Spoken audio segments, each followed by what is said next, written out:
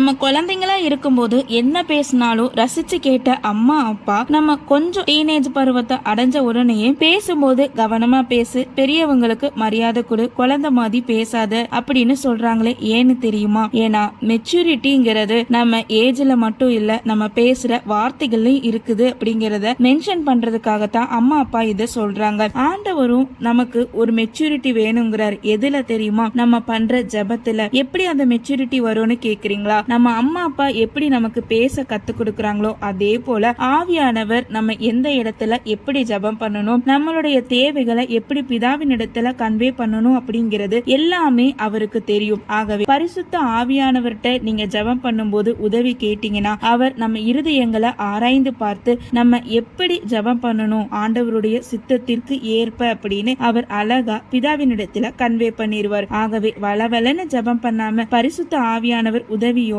நீங்க கருத்தா ஜபம் பண்ணி பாருங்க. அந்த ஜபத்திற்கு சீக்கிரமே பதில் கிடைக்கும். ஆமேன்.